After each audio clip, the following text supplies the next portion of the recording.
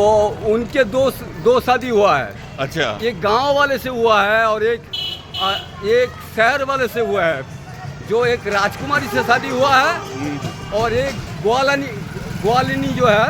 तो कृष्ण भगवान के जो दादा थे उनकी दो शादियां हुई है। कुछ आगे और आगे उसके कृष्ण भगवान के कुछ और पीढ़ी आगे और पीढ़ी आगे जो है उनको दो शादी हुआ है। एक राजकुमारी से हुआ है और एक गांव से हुआ है। तो जो राजकुमारी से हुआ है उनके एक बेटा हुआ है सूरसेन। अच्छा। और सूरसेन का बेटा हुआ है वसुदेव।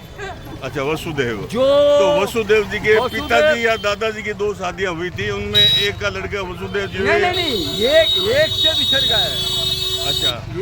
एक जंक्शन बना है, एक से बिछड़ गया। एक को तो शादी हुआ हाँ। और जिसको शादी है उसका बेटा का नाम है सूरसेन। अच्छा अच्छा। और सूरसेन का बेटा का नाम है वसुदेव। अच्छा। और वसुदेव के जो पत्नी है वो देवकी है, जो जन्म हुआ है जो कंस के कारागार में। वो तो अपना देवकी हो गई। देवकी। हाँ, देवकी वो कंस की बहन थी कि देवकी। हाँ। और जो गांव वाले जो है उनके जो पत्नी हुआ है, उनके जो लड़का हो उसका नाम प्रजन्नो हुआ है। अच्छा। और प्रजन्नो के लड़का का नाम है नंदो बाबा। अच्छा। और नंदो का बेटा कृष्ण।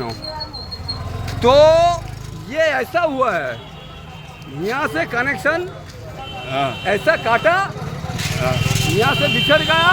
फिर कृष्ण दोनों परिवार को एक साथ मुक्त करना चाहा।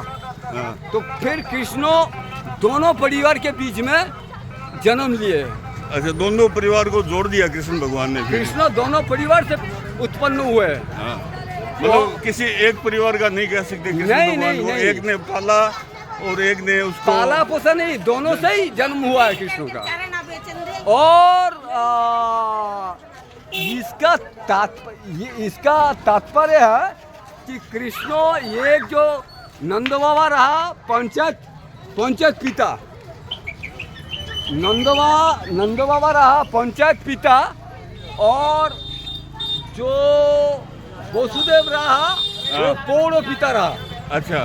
जिससे हमारा जो भारतीय व्यवस्था है, जो पौरसभा व्यवस्था है और जो पंचायती व्यवस्था है वो कृष्ण ने सिखाया। अच्छा अच्छा। तो कृष्ण भगवान को आखिर ये सब ब्रजभूमि छोड़ के द्वारका जी जाना क्यों पड़ गया? तो ये जो कृष्ण जो है, कृष्ण प्रतिनिधित्व कर रहा है नंदो बाबा का। अच्छा। जो ब्रज का। और जो द्वारका का जो कृष्ण है वो प्रतिनिधित्व कर रहा है वो वसुदेव का। अच्छा अच्छा। इसीलिए उसका नाम है ये वसुदेव के बेटा, उसका नाम है वासुदेव कृष्ण। अच्छा, कृष्ण भगवान एक ही है लेकिन उन्होंने डबल रूप किया है। हाँ, वो एक यहाँ की जनता के लिए और एक वो गुजरात के लिए, द्वारका के लिए। वो नहीं, एक शहरी लोगों को जीवन के लिए पौड़ पिता के रूप में कृष्ण भी करके दिखाया और एक गांव वाले के लिए कृष्ण ने पंचायत पिता बन के करके दिखाया। ये कृष्ण खुद करके सनातन धर्म सिखाया। और कृष्ण का राधा के प्रति प्रेम तो तक जाहिर है, लेकिन फिर भी राधा से शादी नहीं हो पाया उसका। हाँ, कृष्ण का शादी हुआ है, ब्रह्मा जी शादी करवाया। लेकिन ब्रह्मा जी ने शादी करवाया था, राधा जी से नहीं हुआ, रुक्मिणी जी से हुआ। नहीं, राधा रानी से शादी हुआ है भांडीर वन में। राधा रानी का तो कोई उल्लेख नहीं है कृष्ण भगवान का। वो तो प्रेमिका थी उनकी। नहीं, शास्त्र में उल्लेख है राधा रानी और राधा ब्रह्मा के द्वारा राधा कृष्ण को शादी करवाया गया। अच्छा। ये जो है केसी घाट था। केसी घाट के आगे उसको बोलता है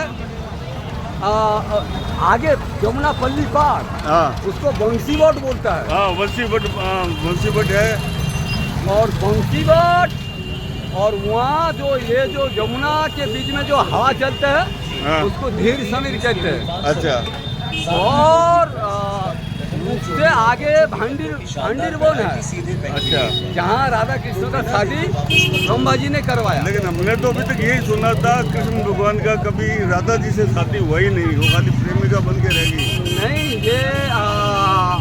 ये चर्चा भक्तों ना जान सकते पर शादी हुआ है। और कृष्ण जो स्पेशली ब्रह्मा जी बताते हैं, ईश्वर परम कृष्ण सच्चिदानंद विग्रह अनादिर आदि गोविंदो सर्व कारणम।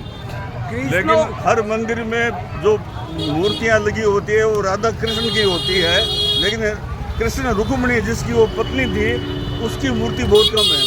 और उसका भी है मंदिर, राधा दिल्ली में मंदिर है राधा। ऐसे तो महाराष्ट्र में विठल रुक्मिणी का मंदिर है, विठल कृष्ण भगवान का ही रूप था। हाँ। लेकिन जो ज्यादातर मंदिर है वो राधा कृष्ण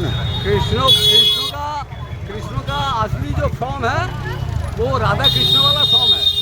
ये सारे जो हम जो पुरुष है ये सब हम कृष्ण से बने हैं, और जितने जो महिला है ये सब राधा रानी से आए हैं। अच्छा, इसीलिए कृष्ण का जो आदि रूप है वो गांव वाला रूप है। और गांव का नर नारी जो है साधारण मैक्सिमम लोग तो क्या रिचेस नहीं होता है, साधारण होता है। साधारण तो इसीलिए कृष्ण का ओरिजिनल फॉर्म ही है, साधारण है। तो इसीलिए ये सारे सब महिलाएं आए राधा रानी से और सारे सब पुरुष आए हैं कृष्ण से। अच्छा, जो पुरुष जन्म में है वो सब कृष्ण के अवतार है, और जो महिलाएं हैं मतलब उनकी वंशज है कृष्ण के हो गए। हाँ, कृष्ण का अंश है। और जो ब्रज में जो जैसे महिलाएं सब है वो राधा रानी का रूप है। हाँ, महिला राधा रानी के प्रतिनिधि है। हाँ। और पुरुष जो है वो कृष्ण के प्रतिनिधि है। तो ब्रज में आज भी यही परंपरा है।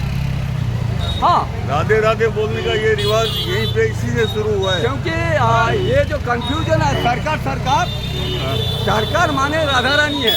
अच्छा, सरकार माने कृष्ण है। हाँ। और कृष्ण और राधा रानी के सच्चे भक्तों को सरकार, यही ब्रज में प्रचलित है। अच्छा, ब्रज के सरकार श्री राधा रानी, गवर्नमेंट जो है वो राधा रानी है। हाँ, राधा रानी को तो यहाँ सरदार मानते हैं या मतलब सरकार मानते हैं। राधा रानी सरकार मीन्स गवर्नमेंट। हाँ, गवर्नमेंट होगी, हुकुम चले राधा रानी का। हाँ, यही तो नारा है। तो हम लोग पहुंच गए अभी ये जो मदन मोहन मंदिर। अच्छा, आपके साथ में मैं ये वृंदावन की पैदल यात्रा कर रहा हूँ, और आपका बहुत बहुत धन्यवाद। इतनी ज्ञान की बातें मेरे को बताई पूरे रास्ते में, और लगभग अपना ये यात्रा पूरी होने को है। अब आए हैं, भक्त है, भगवान के भक्त है। और गीता में कहा गया है जो भक्तों को जो भगवान की कथा सुनाते हैं तो इस तरीके से दोनों आनंद को प्राप्त करते हैं।